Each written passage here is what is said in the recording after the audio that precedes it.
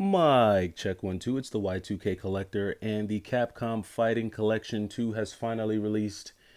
And I have it in my hands, and I'm excited to play this because I do want to see how it's going to fare on the Switch. But a big part of me already knows that it's not going to be the same. I have pretty much every game on this collection here, with the exception of Plasma Sword. I sold my copy of Plasma Sword on the Dreamcast a long time ago, traded it away actually, and what's the other one I don't have? The other one I don't have is the Capcom Fighting Evolution. I had that on the PlayStation 2. I sold that as well. But pretty much the heavy hitters, the bangers on this compilation are the ones that I still have. In Power Stone 2, SNK versus Capcom Pro, or Capcom versus SNK Pro, and then Capcom versus SNK 2, and then of course Project Justice.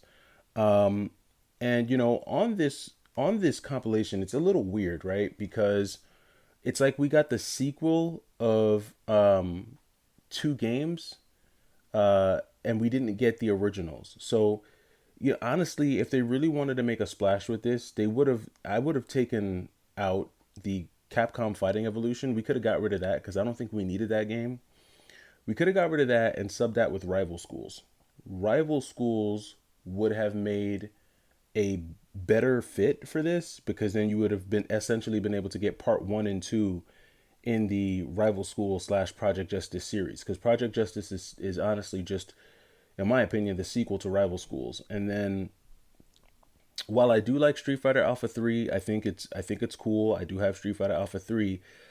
I think a better game to put in that place would have been Star Gladiator, because again, Star Gladiator is kind of like the prequel to Plasma Sword, in my opinion. I feel like Plasma Sword is in some ways the part two of Star Gladiator. So I think they fumbled the ball here, with the game selection, and I'm kind of disappointed, because with what we got from the Capcom Marvel vs. Capcom Collection Volume 1, that was jam packed with nothing but bangers. I mean, from all of the X-Men versus Street Fighter, Marvel vs. Capcom, Marvel vs. Capcom 2, Marvel superheroes, and then even the side-scrolling beat 'em ups that they gave us in the Punisher, and I can't remember what the other one was, or maybe it was just the Punisher. But I feel like the selection in the Marvel vs. Capcom collection was great, and just some of the extra features that they gave in that one was great. But still, in all, I probably, like, if I wanted to really play a competitive game of Marvel vs. Capcom. Now, don't get me wrong, I am not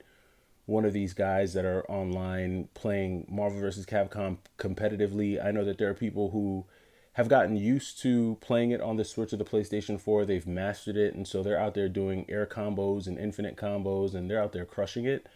For me, I'm just so used to playing it on the original hardware that it's going to take me a while to get used to playing it on the Switch, which maybe I will. Plus, I need to find a controller that will work for these games. I obviously can't use the standard Switch controller. That's not going to work. And I don't even think the GameCube controller would work in this instance. So I need to find some type of pro controller that will work, for me. Now, I did pick it up on the Switch, but a big part of me is wishing I got it on the PlayStation 4, because the PlayStation controller is best for fighting games for me. I prefer the PlayStation controller over all controllers whenever I'm playing fighting games. That's just my personal preference.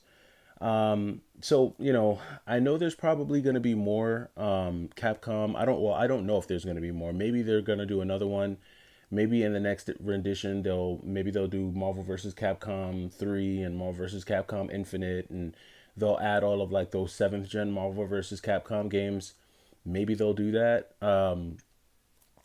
But I got to be honest, this one's a little bit underwhelming, just in terms of the selection. I don't know if the SNK or Capcom versus SNK games had much of a cultural impact as like Marvel versus Capcom and Capcom 2 did.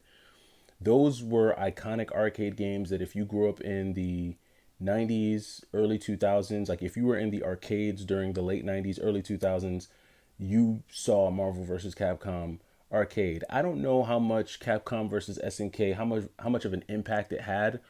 because it definitely catered more to the folks who were fans of like the Fatal Fury series, the King of Fighters series. I think I don't know if Samurai Showdown is in here, but speaking of which, another game that I'm really kind of disappointed that they didn't include here was Tatsunoko versus Capcom versus Tatsunoko. Now, I I don't know where that game is gonna fit in the pantheon of Capcom versus games. Whether it's Capcom versus SNK or Marvel versus Capcom or Tatsunoko versus Capcom, but that's another game that I think should have been squeezed in here somewhere. And I don't know if it's because it's not like this is labeled the SNK versus Capcom Fighting Collection, so I feel like they could have snuck in Tatsunoko versus Capcom.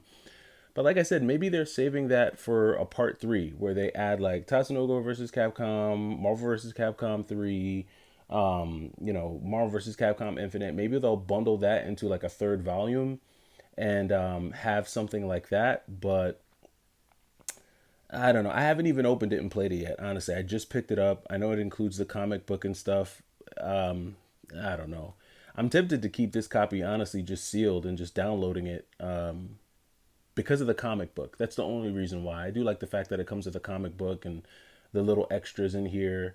I don't know if I opened my yeah, I did open my Capcom Marvel vs. Capcom collection game. I did open that one.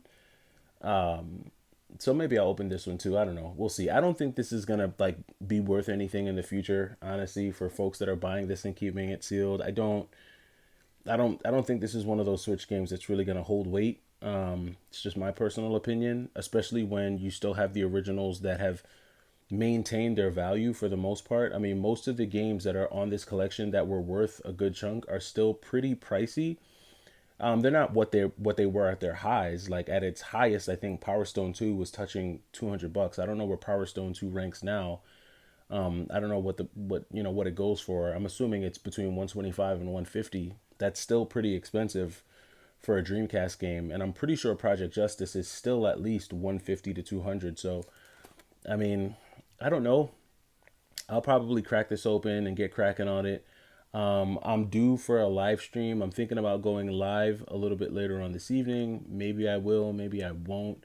But just, I know I've gotten a lot of questions from people asking me if I was going to pick this game up. I did pick it up. I have it.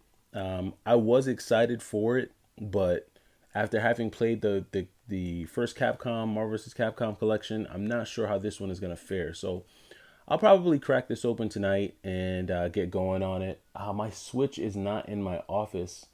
I may need to open up my OLED Switch and set it up down here. But yeah, I may crack this open and get going on it. If I don't open this and play it tonight, maybe I'll just play the original, right, on Dreamcast. So we'll see. We'll see. But let me know what you guys think. If you pick this up and you've been playing it, let me know how it's been playing. If you remember playing the originals, let me know if you notice a difference or does it play really well. I'm interested to know your thoughts, and I'll catch you in the next video. It's the Y2K Collector. Take it easy.